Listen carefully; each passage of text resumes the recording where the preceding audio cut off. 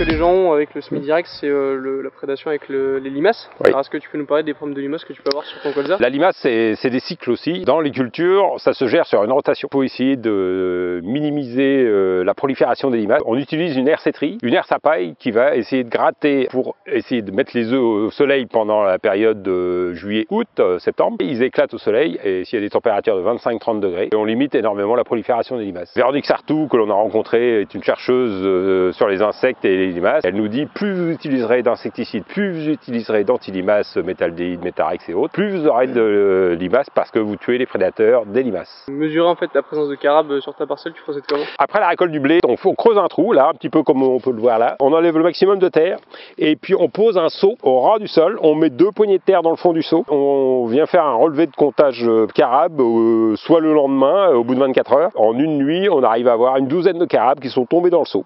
Et des carabes qui peuvent être assez balèzes pour manger soit des limaces, soit le maximum d'œufs de limaces. Tu peux nous présenter un petit peu la parcelle? Donc tu as une culture associée avec Oui. colza févrole. Donc comment ça va se passer? Comment est-ce que la févrole va être éliminée? La févrole, c'est déjà une févrole de printemps. Donc là, elle va être gélive. Le but, c'est que la févrole soit semée en même temps que le colza. On a un passage, là, moi j'ai semé le colza et la févrole en même temps. J'ai une trémie à l'avant qui sème la févrole et une trémie à l'arrière qui sème le colza. Comme c'est une culture de printemps, elle est gélive, mais le but, c'est qu'elle soit le plus développée possible. Si on a la chance d'avoir quelques gelées, même début décembre, et bien la févrole, elle va pas supporter, comme c'est une plante de printemps.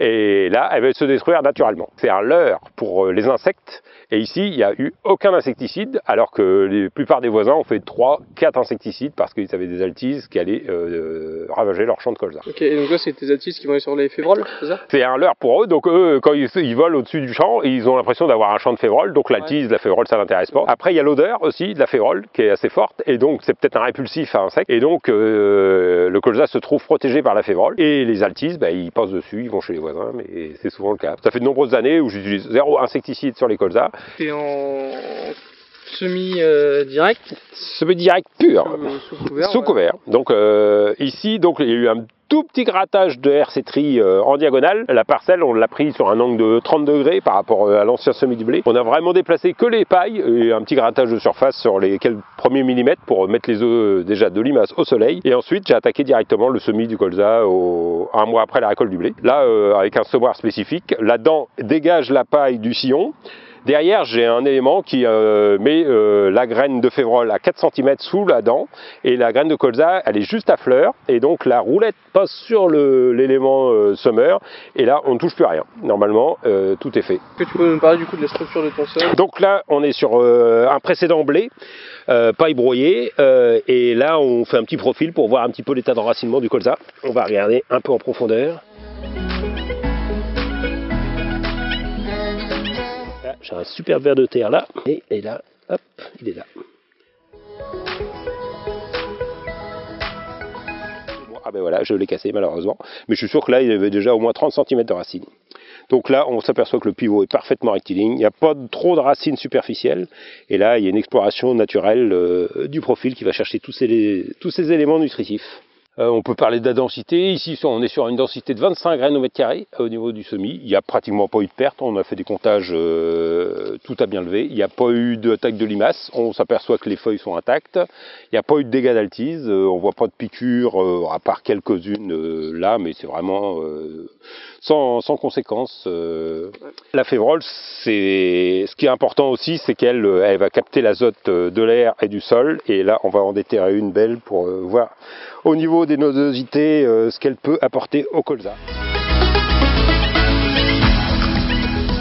Donc là, on peut voir toutes les nodosités. Ils sont bien roses, signe que là, il y a eu un bon travail de la plante pour capter l'azote. Là, on va faire déjà des économies d'azote de l'ordre de 30 à 40%. On a souvent dit que l'agriculture avec le remembrement avait détruit des haies, des arbres. Alors ici c'est un peu le contraire, est-ce que tu peux nous expliquer ce que tu as fait?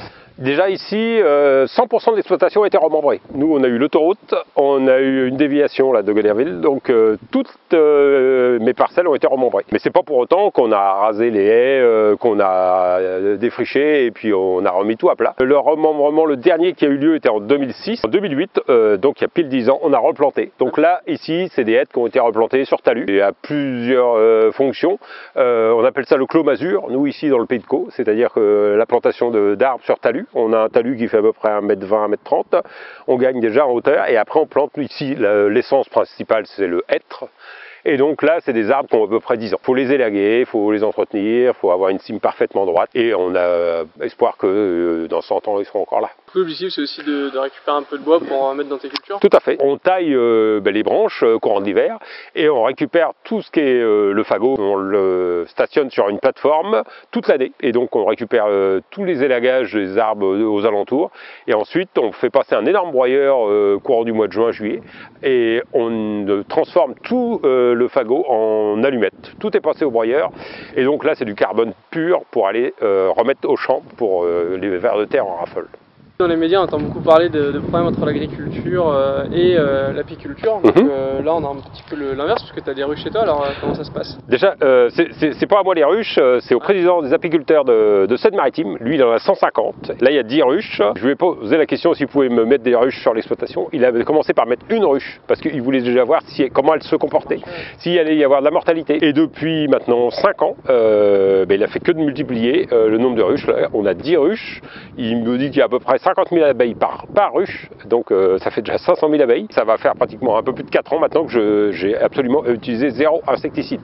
Après, c'est dans la tête aussi que ça se passe, de savoir que déjà on a des ruches et des abeilles, de ne pas mettre d'insecticide. Et bien ici, il a l'air de me dire, l'apiculteur, qu'il y a eu très peu de mortalité, pratiquement pas, à part les frelons asiatiques, mais ça moi j'y peux rien. Et cette année, une production record de miel, avec les champs que l'on fait de couverts végétaux, avec des plantes mellifères, la facélie, le tournesol, les pois, les févroles et tout ça, et les abeilles en raffolent.